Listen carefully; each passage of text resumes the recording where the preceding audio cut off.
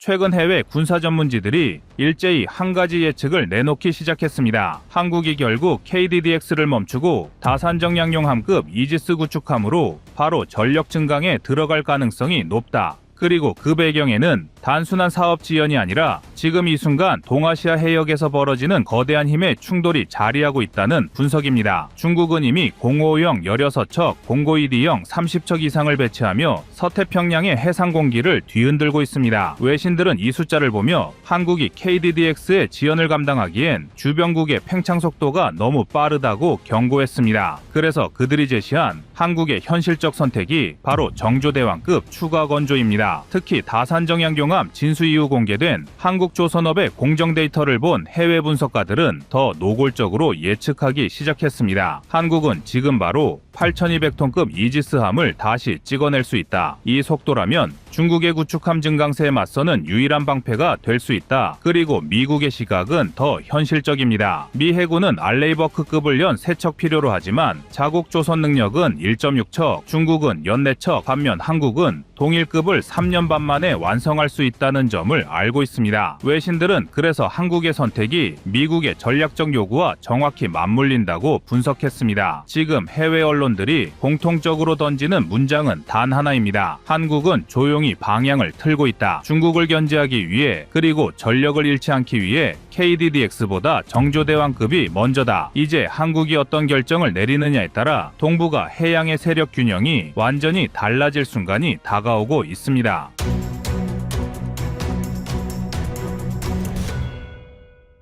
새벽 뉴스룸의 조용한 공기가 흔들린 건 해외 외신 두 곳이 거의 같은 시각에 올린 한 문장이었습니다. 한국의 조선 기술이 미국의 알레이버크 생산 병목을 대체할 유일한 해답이 될 수 있다. 이 문장을 읽는 동안 전문가들은 곧바로 숫자를 펼쳤습니다. 미국이 연간 3척을 원하지만 실제로는 1.6척도 못 만드는 알레이버크급 생산 능력, 중국은 연 4척 이상 핵심 구축함을 쏟아내는 무시무시한 속도, 그리고 한국은 정조대왕급 같은 8,200톤급 이지스 구축함을 3년 반 만에 조립 진수할 수 있는 현장 데이터를 말이죠. 바로 여기서 전혀 예상치 못한 반전이 나타났습니다. 한국 해군의 차기 핵심 사업인 KDDX가 정치적 개입과 입찰 방식 논란으로 15개월 넘게 표류하는 사이 외신들은 한국을 바라보는 시각을 완전히 바꾸기 시작했습니다. 원래라면 KDDX는 2030년부터 차례로 전력화되며 2036년까지 6척 체계를 완성해야 했습니다. 그런데 지금은 상세 설계부터 선도함 업체 선정조차 1년 4개월이나 밀려버린 상황입니다. 그런데 해외에서는 이런 분위기를 정반대로 읽습니다. 한국의 조선소는 이미 정조대왕급 2척을 성공적으로 건조했고 두 번째 하민다산정약용함을 정확히 8,200톤급 스펙으로 진수하며 기술적 안정성을 스스로 증명했습니다. 미국의 아메리커그니션은 이 장면을 분석하며 한국이 협력할 경우 미 해군의 연간 최대 5척의 이지스 구축함을 제공할 수 있다고 보도했습니다. 같은 해외 매체가 한국조선업이 미국 조선소 건조 소요 대비 3분의 1 수준의 기간으로 동일급 함정을 만들 수 있다고 분석할 정도였습니다. 이런 해외 평가가 쏟아지면서 국내에서도 조용히 하나의 가설이 힘을 얻기 시작했습니다. 차라리 KDDX를 잠시 멈추고 정조대왕급을 추가로 건조하는 것이 해군 전력 증강을 빠르게 달성할 수 있는 유일한 지름길이 아니냐는 주장입니다. 표면적으론 단순한 대안처럼 보이지만 전문가들은 이 선택이 한국 해군, 한국 조선업, 미국 해군의 수요, 그리고 인도태평양 전략까지 동시에 연결되는 거대한 고리라고 봅니다. 여기에는 두 가지 정량적 근거가 존재합니다. 하나는 전력화 속도, 다른 하나는 경제성입니다. 전력화부터 보면 KDDX는 2030년 선도함 인도 계획조차 현재 불투명한 상황입니다. 일정이 추가로 밀리면 2032에서 2033년 이후 첫 배치 가능성까지 나오고 있습니다. 반면 정조대왕급은 이미 검증된 플랫폼이므로 2026년 건조 시작, 2030년까지 세척 인도 가능이라는 실측 기반 일정이 가능합니다. 경제성은 더 극적입니다. 정조대왕급 한 척이 약 1조 3천억 원대, KDDX는 척당 약 1조 2천억 원대로 추정됩니다. 표면적으로는 KDDX가 저렴해 보이지만 여기에는 숨겨진 함정이 있습니다. KDDX는 완전 신규 통합체계, 신규 센서, 신규 플랫폼 검증, 신규 무기 개발비까지 포함되기 때문에 척당 평균 단가가 최초 추정보다 상승할 가능성이 매우 높습니다. 반면 정조대왕급은 이미 두 척이 완성되어 기술, 라인, 공정, 부품 수급이 모두 안정화된 상태라 가격이 오히려 더 일정합니다. 외신들은 바로 이 지점을 눈여겨봤습니다. 한국이 정조대왕급 추가 건조를 통해 미국과 마스가 협력으로 알레이버크급으로 개조하거나 신조 프로그램에 뛰어들면 한국은 세계에서 미국 다음으로 큰 이지스 구축함 생산기지가 되고 미국은 조선 병목을 해결하는 유일한 파트너를 확보하며 한국 해군은 2030년 이전에 최소 3척의 8,200톤급 전력을 추가 확보할 수 있습니다. 이게 단순한 계산이 아닌 이유는 또 있습니다. 정조대왕급은 미국의 이지스 전투체계와 SM-6, SM-3 같은 전략급 미사일을 통합할 수 있는 몇 안 되는 플랫폼이며 미 해군은 자국 도크의 한계 때문에 이런 고성능 플랫폼을 한국에서 조립하는 방안을 실제로 검토하고 있습니다. 즉 KDDX 지연은 한국 입장에서 위기지만 세계 시장의 눈으로 보면 정조대왕급 추가 건조, 한미 공동 건조, 마스가 성공, 한국 조선업 글로벌 군함 생산의 중심축 등극이라는 도미노로 이어질 수 있다는 겁니다. 그래서 지금 군사 전문가와 조선공학자들은 미국의 알레이버크급 생산 병목, 중국의 해군력 폭증, 한국 조선업의 초고속 건조 능력, 그리고 KDDX 사업의 지연을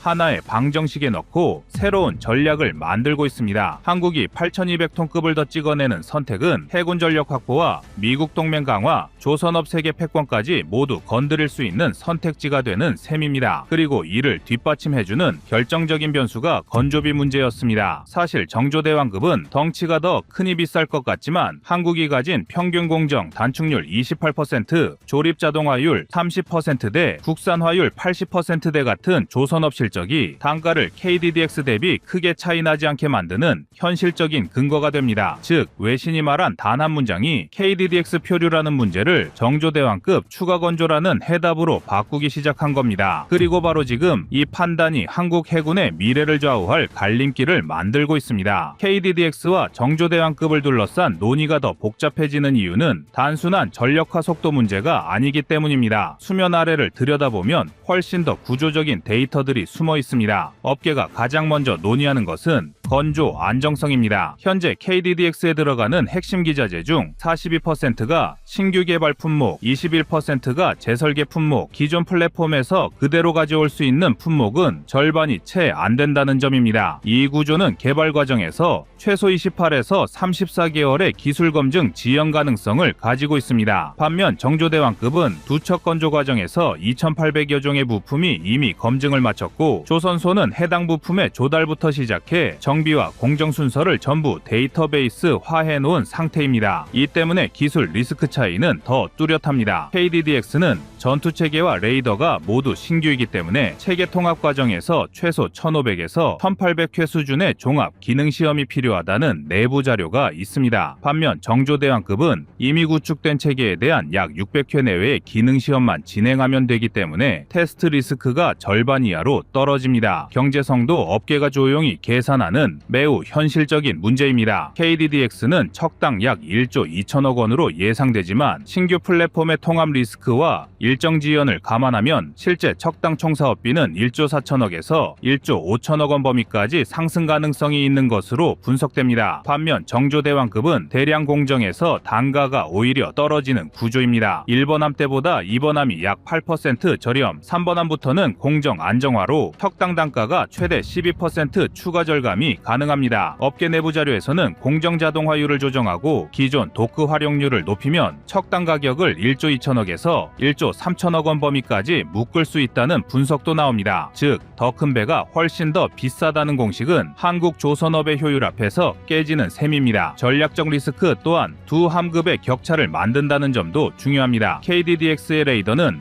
A사 기반 신형 체계라 EIRP, 탐지거리, 신호처리 알고리즘 등 핵심 기술이 아직 완전 검증 단계에 들어가지 못했습니다. 업계 엔지니어들은 이 분야에서 최소 3-4년의 최적화 기간이 필요하다고 말합니다. 반면 정조대왕급은 이지스 베이스라인 9 체계를 통해 사거리 240에서 460km인 SM6와 사거리 2500km 이상인 SM3의 운용 데이터와 신호 처리 알고리즘까지 미국과 공유받을 수 있는 구조입니다. 바로 이 데이터 접근권이 한국 해군의 잠재 전투력을 완전히 바꿉니다. 국내 연구진은 KDDX용 대공 미사일을 개발하면서 탐지, 추적, 교전 루프를 독자적으로 만들어야 하지만 정조대왕급은 이미 검증된 루프를 가져오며 통합만 하면 됩니다. 실제로 정조대왕급 이번함 기준 통합 기간은 약 14개월, 신규 플랫폼의 통합 예상치는 22에서 26개월로 약 1.7배 격차가 발생합니다. 무엇보다 중요한 건 전력 공백입니다. 동북아 해역은 현재 중국이 공고5형 구축함 16척 이상을 투입했고 추가로 공고2D형만 30척을 넘어선 상황입니다. 이 속도면 2030년이면 중국은 대형, 중형 합쳐 50에서 60척의 실질적 방공과 타격 플랫폼을 확보하게 됩니다. 이 흐름에서 KDDX 지연은 한 척이 아니라 해군 전체의 방어망을 5-6년 늦추는 셈이 됩니다. 그렇기 때문에 한국 해군 내부에서도 선제적 전력 확보와 KDDX 병행이라는 입장을 검토하기 시작했습니다. 정조대왕급 세 척을 2030년까지 확보하면 한반도 주변 방공 구조의 갭을 최소 4년은 줄일 수 있습니다. 그리고 이 선택은 한국만의 문제가 아니라 미국의 조선 병목을 해결하고 인도 태평양 방위선 전체를 안정화하는 데 직결되는 전략적 해답이 됩니다.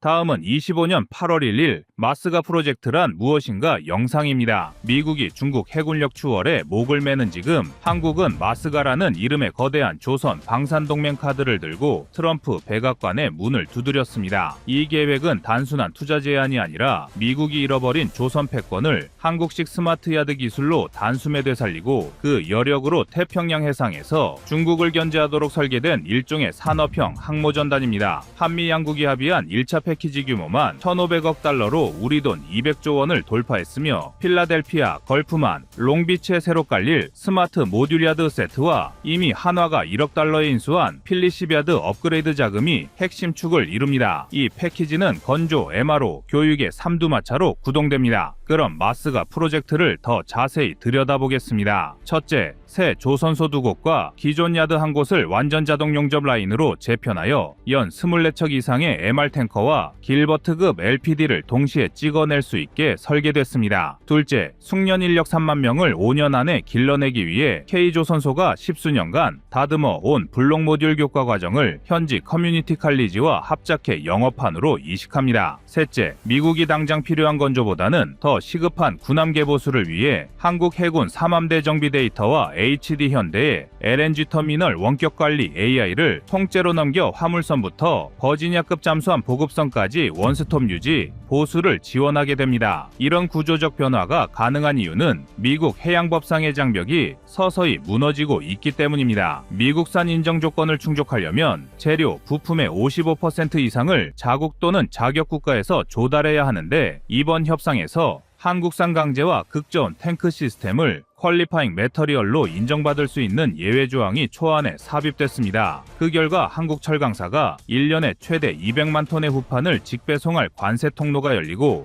국내 하도급사 120여 곳이 미국 현지 2차 협력사로 편입돼 수출 포트폴리오를 다변화하게 됩니다. 숫자만 보면 미국은 2000년대 초 400여 개에 달하던 상선, 군함조선소가 현재 21개로 쪼그라들었고 연간 건조량도 3척에서 5척이 고작이지만 중국은 이미 해군 함정 340척 체제에서 2045년 400척을 내다보며 현 300척인 미 해군보다 건조 속도를 1.5배 끌어올렸습니다. 바로 이 톤수 격차가 마스가의 정치적 명분이자 경제적 실익을 동시에 보장하는 배경입니다. 이번 프로젝트는 한국 방산에도 직격탄급 호재로 작용합니다. 우선 미국 현지 건조 분량 중 30%를 한국산 부품 모듈로 후속 납품하는 역환류 체계가 명문화되면서 KDDX 통합 마스트 미사일, 능동위상 배열 레이더, LNG 추진 모듈이 미국 조선소 납품 리스트에 자동으로 편입됐습니다. 또한 한미연합훈련 때마다 지적됐던 군수지원 딜레이가 조선소 내 통합MRO 허브 구축으로 최대 42% 단축될 전망이고, 이는 곧 해군의 전구 회전율 상승으로 직결됩니다. 마지막으로 미 해군이 요구한 스텔스 상선 시험선 2척을 한국 기술로 공동 개발하면 탄소 중립 항의 핵심인 메탄올, 암모니아 듀얼 연료 엔진 개발비 중 40%를 미 국방 예산으로 충당할 수 있어 차세대 친환경 선박 시장에서도 한국이 주도권을 확보하게 됩니다. 결론적으로 마스가는 관세 협상용 협상 카드가 아니라 한국형 방산, 조선복합 수출 생태계를 미국 본토로 확장하는 거대한 인큐베이터이며, 대중견제라는 전략 가치까지 더해져 양국 정무와 경제 그리고 안보 이해가 완전히 맞물린 첫 사례로 기록될 가능성이 큽니다. 한국이 제안한 마스가 패키지가 1,500억 달러인데요. 이 금액은 어떤 방식으로 투자될까요? 먼저 패키지의 55%는 신규 확장조선소 3곳에 투입되고, 25%는 미 해군 유지, 보수 설비 현대화이며, 나머지 20%는 현지 인력 재교육 기금으로 배정됐습니다. 그중 조선소 3곳 가운데 핵심은 펜실베이니아의 필리시비아드입니다. 한화 오션이 1억 달러에 인수한 이 공장은 이미 전 세계 조선소 최초로 금속 3D 프린터와 디지털 트윈 기반 실선 실증을 병행하는 하이브리드 체제로 전환을 시작했는데요. 2027년까지 연 6척 규모 LNG 운반선과 2척 규모 길버트급 상륙함을 동시 생산하도록 설계값을 올렸습니다. 여기에 HD 현대가 느라 로보틱스, 퍼소나 AI와 손잡고 개발 중인 휴머노이드 용접 로봇 23대를 2028년 말까지 투입하면